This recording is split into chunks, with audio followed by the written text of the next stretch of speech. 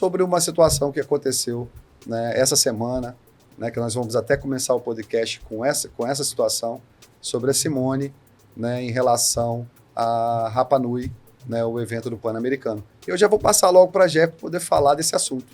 Diz aí, Jeff, como é que foi isso aí? Obrigado, Alessandro, aí pelo espaço, né, e por aquilo que o podcast Vá da Ilha tem contribuído para o nosso esporte. É interessante poder falar sobre a situação que aconteceu com a Simone, né, que é uma pessoa que a gente tem o maior respeito, a maior consideração, né, uma remadora referência, né, pela sua dedicação, pela sua persistência, é aqui do nosso estado.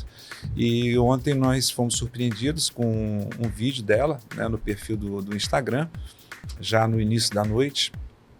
E no vídeo, legitimamente, ela coloca ali toda a insatisfação dela, toda a revolta, né, pela exclusão das categorias mais de 70, 75 e 80, uma da qual ela faz parte, e dizendo que, né, dentro da visão, né, e exposição do sentimento dela, da discriminação, do etarismo, e a gente entende, compreende, porque antes de nós sermos dirigentes de uma entidade, nós somos remadores.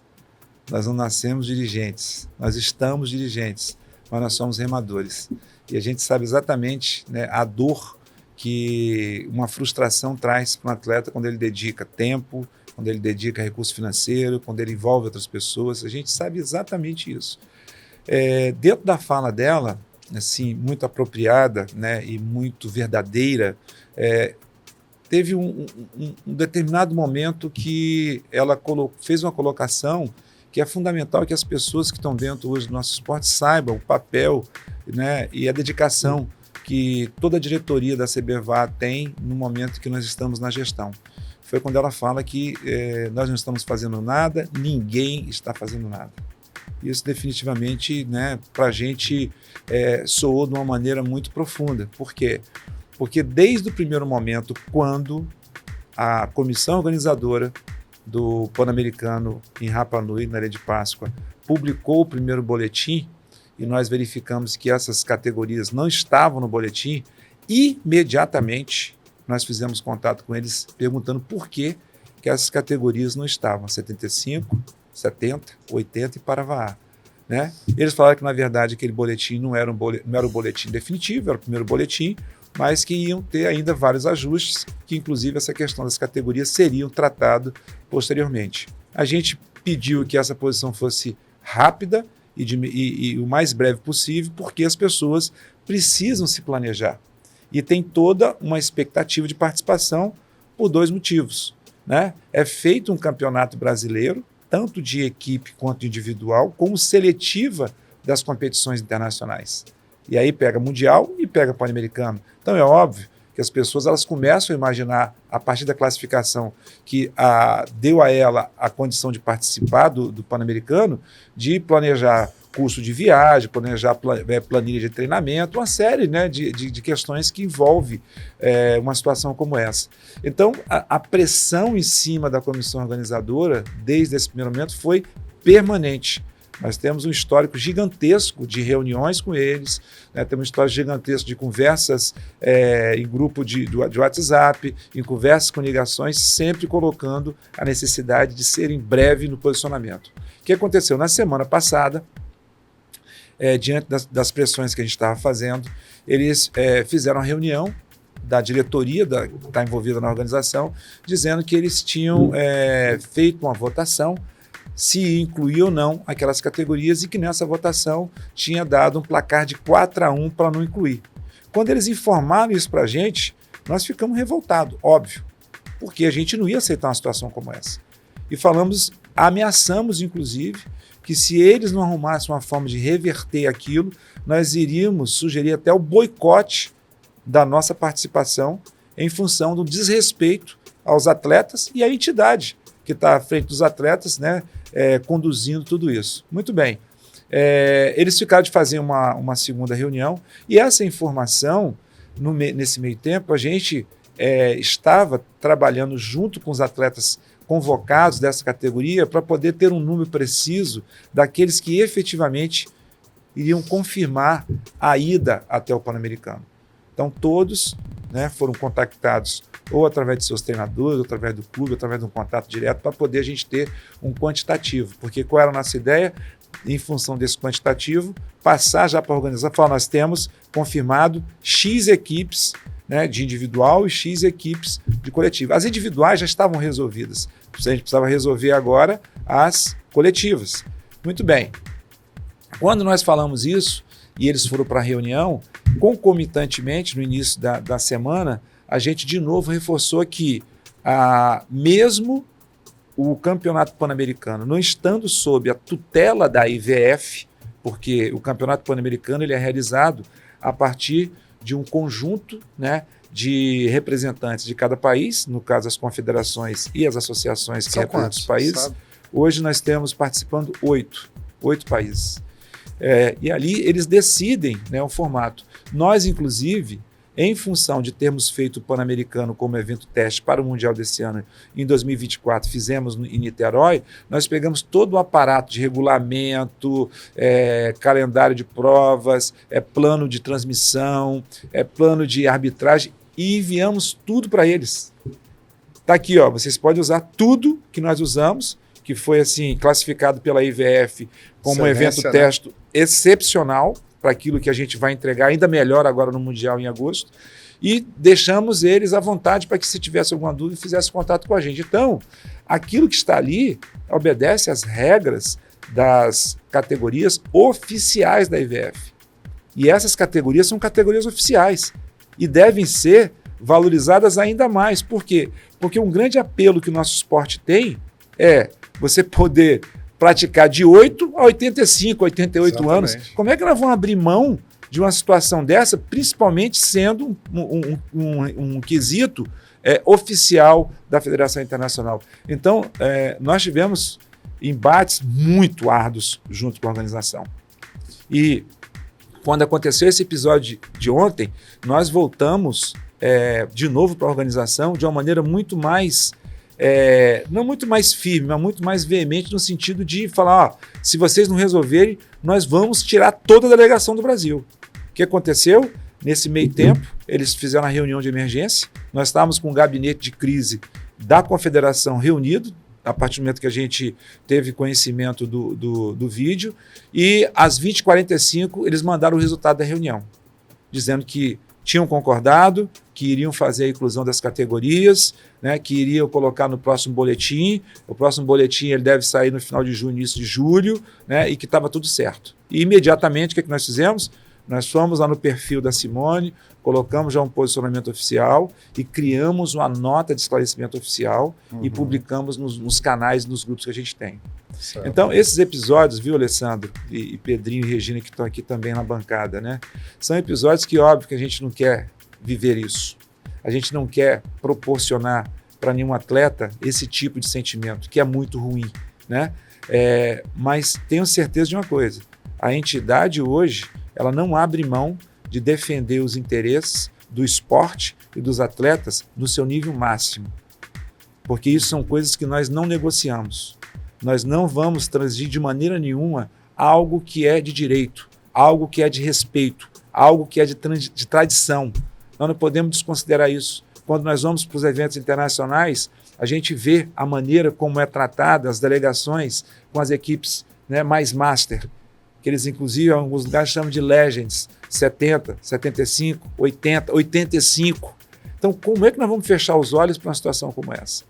Então, de maneira nenhuma. Então, é importante, né, que todas as pessoas que estão envolvidas com o esporte saibam disso. Né? Agora é estranho, né, o vinho deles, né, tão tradicionais, né, no meio da canoa havaiana, com um respeito tão grande, né, pela modalidade, né, e tem também representante nisso e com um discurso que o problema, se eu não me engano, era por falta de canoas, é isso? Sim, esse é outro ponto importante, Alessandro. O que acontece? Como é que é definido a escolha do país para poder realizar o Pan-Americano? Ao final do Pan-Americano anterior, existe uma reunião dos chefes de delegação dos países, onde ali um país se apresenta como candidato para poder realizar o próximo Pan-Americano, é feita uma discussão, né, e é feita uma votação para saber se aprova ou não. Rapa Nui, na verdade, era para ter realizado o Pan-Americano de 2024. ela estava definida no Pan-Americano 2023, que foi realizado aqui em Vitória, né? Na reunião dos delegados, definiu-se que o próximo Pan-Americano seria em Rapa Nui, 2024. O que aconteceu nesse interim? O Brasil foi escolhido como sede do Mundial em 2025. Quando o Brasil foi escolhido como sede do Mundial, nós temos que ter um evento teste para que a gente possa enfrentar todos os problemas, todos os desafios, atender todas as exigências de um evento do porte do Mundial, para que a gente vá para o Mundial, pelo menos próximo do 100%, né, daquilo que a gente quer entregar como um evento de sucesso, um evento positivo. E para que isso acontecesse, Rapa Nui tinha que abrir mão do evento 2024 e fazê-lo em 2025. Então foi conversado, de novo, nesse grupo dos representantes dos países, e Rapa Nui concordou. Beleza, a gente faz 2025, vocês podem fazer de novo no Brasil em 2024 como evento teste. Qual o ponto fundamental aí? Nós sabíamos que em 2019, quando o Pan-Americano foi em Rapa Nui, a quantidade de problemas que tiveram em relação logística, estrutura de acomodação, de equipamento, né? Só que quando nós somos um voto contra, todos os outros países latino-americanos, que é de língua espanhola, eles votam em bloco. Mas contra ou a favor? Hein? Contra ou a favor do Brasil? A favor. Eles votam em bloco. Então, assim, qual era a alternativa? Só tinha um país que se habilitou. O Brasil já estava fazendo já o Pan-Americano aqui. Já tinha pedido para poder fazer o outro Pan-Americano como evento teste. Óbvio que os países falam assim, não, está tudo certo, não tem problema nenhum, continua com o Rapa Nui e faz em 2025. A gente enfrentou em 2024, Regina estava lá, o Mundial do Havaí. Como é que você imagina que Havaí, a origem, uma das origens, né, a meca do esporte, você ia enfrentar uma estrutura e organização do Mundial como nós enfrentamos lá? E a gente não Muito questionável, né? A gente não, né? Nós já elencamos isso em vários outros momentos. Você não tem essa expectativa de que vai encontrar no lugar daquele uma situação como nós encontramos. Mas nós lutamos sempre pelos nossos direitos. E essa situação e esse episódio que aconteceu demonstra, né, o quanto que nós estamos imbuídos. E aí eu quero fazer um disclaimer importante aqui. Eu acho que tudo que a nossa amada Simone colocou, né, perfeito, legítimo. Só um ponto da fala dela, quando ela fala que não estava ninguém trabalhando, de repente é uma meia-culpa nossa de que isso poderia estar sendo também compartilhado na comunicação, né, de uma outra forma para poder todo mundo estar atualizado.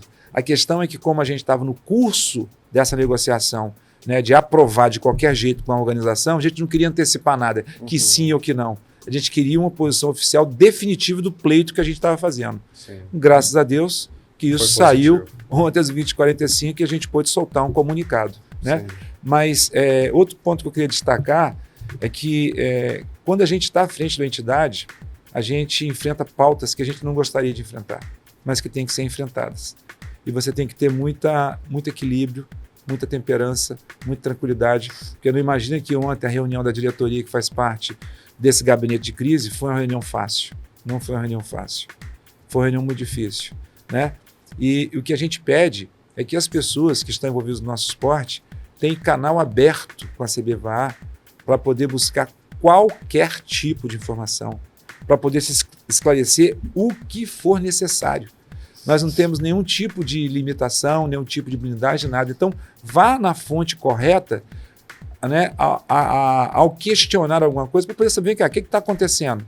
Né? Por que está acontecendo isso? Por que essa informação chegou para mim através de um terceiro, né? Eu não estava sabendo, isso aqui é verdade, não é verdade? Que aí você vai saber exatamente da fonte correta, oficial, se aquilo procede ou não procede. Isso vale para tudo na vida, né? E a gente não pode abrir mão também disso no nosso esporte. Mas quero compartilhar com todos que estamos felizes que todo esse embate que nós tivemos, ao final, tivemos sucesso, né? Nos solidarizamos com o sentimento, né, da Simone e fizemos só um destaque em relação a esse pedaço da fala dela, mas de tudo eu acho que a gente ganhou, a gente cresceu, né? A gente avançou naquilo que é o posicionamento do nosso esporte perante os outros países que compõem aí o evento do Pan-Americano. Perfeito, Jefferson. E detalhe, né, Simone, ó, tá aí resolvido, graças a Deus. Né? Não é só a Simone, né, que tá vivendo esse problema, tem muitos atletas também que iam também na situação dela, né, que também estavam. E o Paravar também. O Paravar também. Paravar também. Tá incluso. O Paravar também, eles iam cortar? Iam cortar o V6. Estamos resolvido o V1, mas iam cortar as equipes, mas tá tudo resolvido. Que coisa, graças a Deus, né, você vê, a confederação entrou no meio, resolveu, e mais uma vez aí sendo positivo para o VAR brasileiro. Né, eu já quero começar aqui, gente, nosso podcast também, ó, Simone, um beijo, vamos ainda ter você aqui na bancada, poder falar do seu desempenho lá em Rapa Nui, eu tenho certeza disso, e vai ser só alegria para o pessoal todinho dos 70, 75, 80 mais. E o Paravar.